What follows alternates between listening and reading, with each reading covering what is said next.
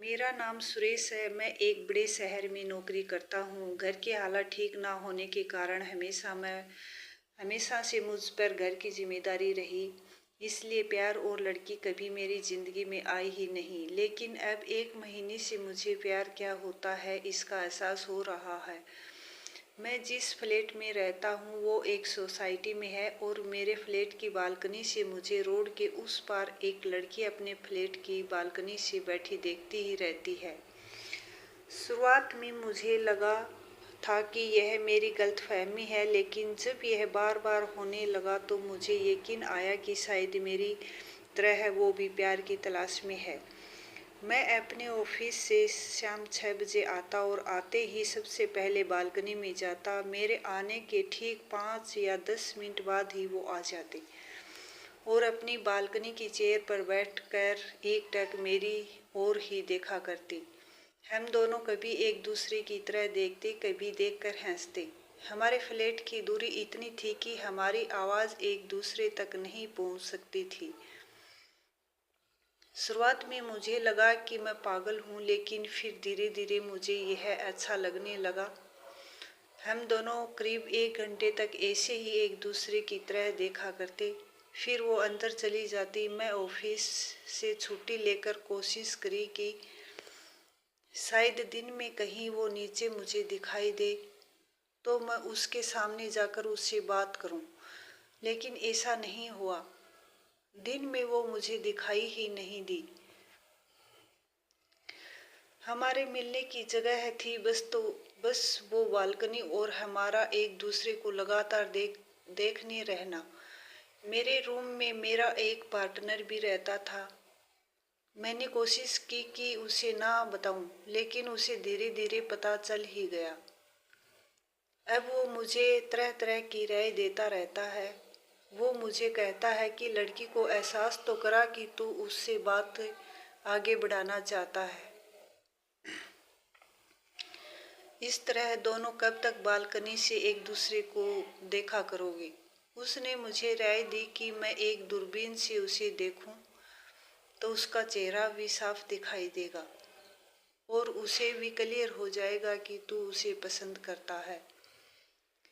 उसने मुझे दूरबीन लाकर भी दे दी, लेकिन मेरी हिम्मत नहीं हुई। मुझे लगा कि कोई उसका घरवाला अगर देख लेगा तो हमारी लव स्टोरी शुरू होने से पहले ही खत्म हो जाएगी।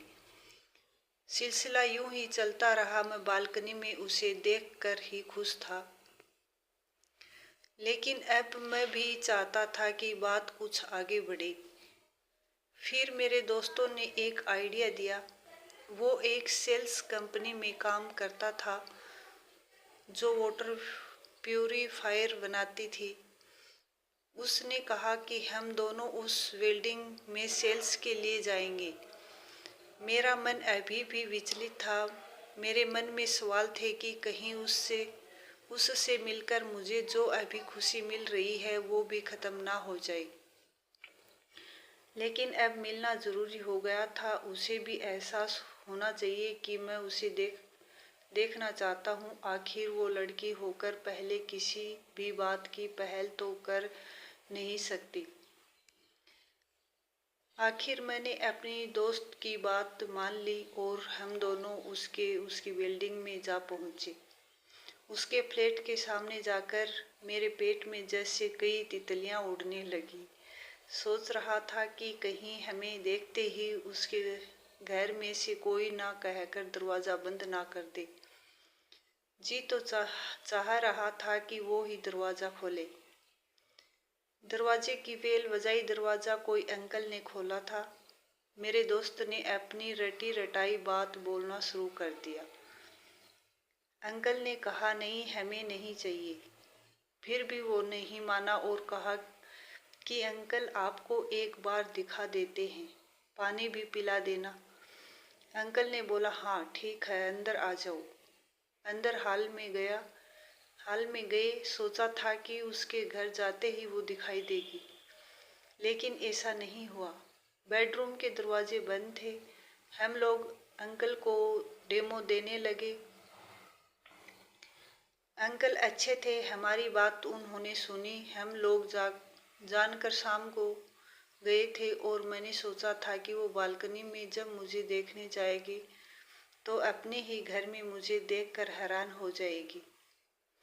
अब समय हो गया था और एक बेडरूम का दरवाज़ा खुला। सामने वो उसे देखकर मेरी तो धड़कनें रुक गई। बहुत सुंदर लग रही थी। उसकी नज़रें मेरे पर ही, मुस्कान उसके चेहरे पर थी। मुझे लगा कि उसने मुझे पहचान लिया। जैसे ही वो बालकनी की ओर जाने लगी, अंकल खड़े होकर उसका हाथ पकड़ने लगे। उसने कहा, मामा आपको रोज बताना पड़ता है, मैं खुद जा सकती हूँ। मैं हैरान और उसे ही देखता रहा। बालकनी का वो रास्ता छोटा था, लेकिन वो धीरे धीरे चल रही थी। अंकल हमारी ओर देखकर बोले, मेरी भांजी है, यह देख नहीं सकती। रोज शाम को इसे बालकनी में खड़े होकर हवा खाना, शोर सुनना अच्छा लगता है। जिद्दी है, हाथ नहीं पकड़ने देती। कहती है आप अंधे हैं क्या जो मेरे हाथ पकड़ रहे हैं। मैं उसी की ओर देख रहा था। वो बालकनी में वैसे ही बैठी थी, उसी तरफ ही देख रही थी, वैसे ही मुस्कुराते हुए। हम वहाँ से आ गए, लेकिन हम दोनों को ही यह सुनकर बहुत बुरा लगा। मुझे लगा जिससे प्यार कर बैठा उसने तो मुझे देखा ही नहीं। फिर मैंने सोचा क्या फ़र्क पड़ता है, मैं अब भी रोज़ बालकनी में बैठता हूँ और उसकी तरह एकटक देखता रहता हूँ। मुझे बस यही चाहिए था, इससे आगे मैं सोच नहीं रहा था। दोस्तों, कहानी कैसी लगी कमेंट करके बताएं। कहानी अच्छी लगी तो चैनल को लाइक, शेयर और सब्सक्राइब ज़रूर करें। धन्यवाद।